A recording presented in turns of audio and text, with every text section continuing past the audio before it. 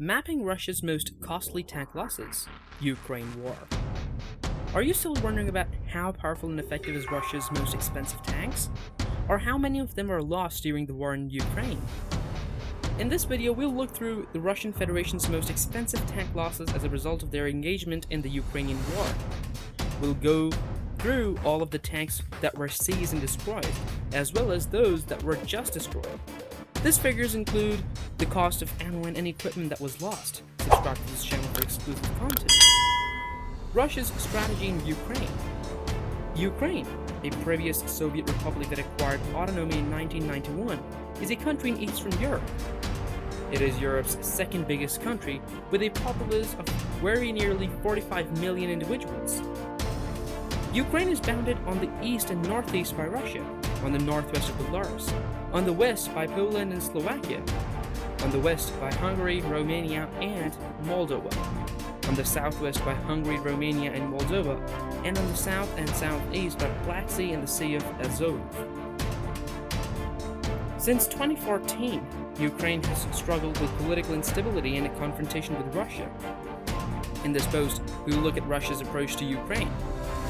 Ukraine became an independent state after the Soviet Union fell apart in 1991. Its economy was mostly reliant on Russia, which was once a part of the Soviet Union. After President Viktor Yanukovych was deposed by the pro-European demonstrators during the Euromaidan Revolution in 2014, a pro-Western administration assumed power in Ukraine. Relations between Russia and Ukraine worsened substantially after that. The Ukraine issue has heightened tensions between Russia and the West over Crimea's reunification with Russia and Russia's military participation in eastern Ukraine. Over Russia's suspected participation in the Ukrainian conflict, Western sanctions were placed on the energy, financial, and defense industries. Moscow has denied any role in the Ukrainian crisis on several occasions. Let's get together and talk about this. Causes of Russia's tank losses in Ukraine. There are a variety of reasons that have been suggested for the high number of Russian tanks destroyed in Ukraine. These reasons include inadequate training, lack of proper preparation and planning, and low morale among soldiers. Another reason that has been suggested is that the tanks were not properly maintained and were not in good condition when they were sent to Ukraine. In fact, the United States provided only battalion sets of equipment, which is not a complete set of equipment. This means that the Ukrainian military was required to purchase their parts and pay for maintenance and repairs. The third reason offered is that the soldiers who were sent to Ukraine were not properly trained in how to use this equipment. The Ukrainian military had to bring in foreign advisors from Israel and elsewhere to teach them how to use it. The Israeli-made missiles were not deployed during the Minsk ceasefire in September 2014, when Ukrainian forces lost a significant amount of territory to Russian-backed separatists. There is no reason for the Russians to hide their use of these weapons from the OSCE, said Dmytro Timchuk, a military expert who heads the Center for Military and Political Research in Kyiv. They're only fighting Ukraine on paper now. They have other plans for us. We need to build up our defenses, said a 48-year-old mechanic from Luhansk, who gave his name only as Volodya. It's impossible to work like this. I'm worried about my family, he said. There's no gas and the electricity supply is very bad. They say they'll fix it, but it hasn't happened yet. It has been out for 3 days now. Let's communicate about something. Map of Russia's most costly tank losses in Ukraine. The map above, created by Russian news site Fonktanka.ru, lays out the most costly tank losses for Russia in Ukraine. As you can see, the majority of the losses have occurred in the southeastern part of the country, near Donetsk and Lugansk. The so-called Donetsk and Lugansk People's Republics, DPR and LPR, were not invited to the Minsk talks. DPR and LPR leaders have repeatedly said that the Ukrainian conflict can only be resolved through direct talks between Kyiv and Donbass. The Minsk talks began on February 11 after negotiations in the so-called Normandy format in Paris involving Russian President Vladimir Putin, French President François Hollande, German Chancellor Angela Merkel, and Ukrainian President Petro Poroshenko. The negotiations lasted for about 12 hours. Let's have a discussion.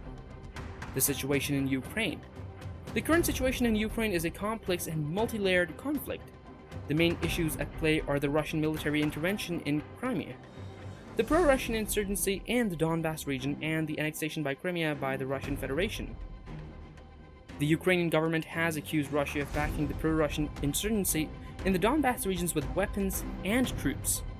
Russia has denied these accusations and has instead blamed for the Ukrainian government for not doing enough to stop the violence. The Russian Foreign Ministry said on Tuesday that the separatists had been using the buses to evacuate civilians from the city of Luhansk, which has been without water and power for several days. It was unclear whether everyone on the buses were indeed an evacuee. According to reports, the bus stopped in Voronezh was transporting evacuees from Sloviansk, a rebel bastion recently retaken by Ukrainian forces. The law, according to Konstantin Romodanovsky, the head of Russia's Federal Immigration Department, will take effect on January 1st. The procedure for repatriation of illegal migrants is stipulated by the law on state policy to combat illegal migration, he told RIA Novosti news agency. The Russian legislation, which also sets fines for employers who hire undocumented workers, comes as Moscow faces pressure from the European Union and US to stem an influx of migrants fleeing conflict in the Middle East and Africa. Come on, let's talk. Russia's military involvement. Since September 2015, Russia has been a participant in Syria's civil war.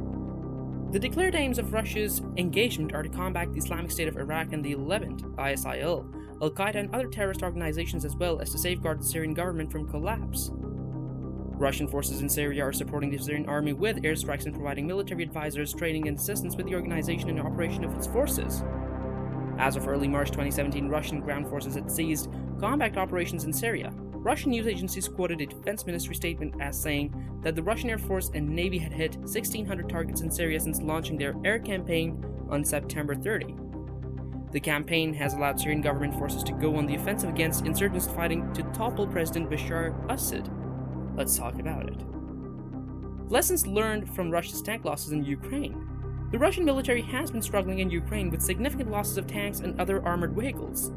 This has led to a lot of lessons being learned, which could have far-reaching implications for the Russian military. Perhaps the main illustration learned is that Russia's military is excessively dependent on innovation. The Russians have been taken asleep by Ukrainian power's utilization of fundamental strategies like hiding their areas behind trees and structures.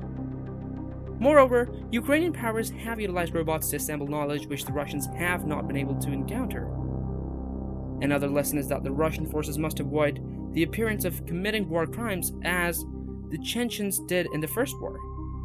This is particularly important because this time there will be more foreign journalists and observers, and the military will be aware that everything they do will be reported to the global audience.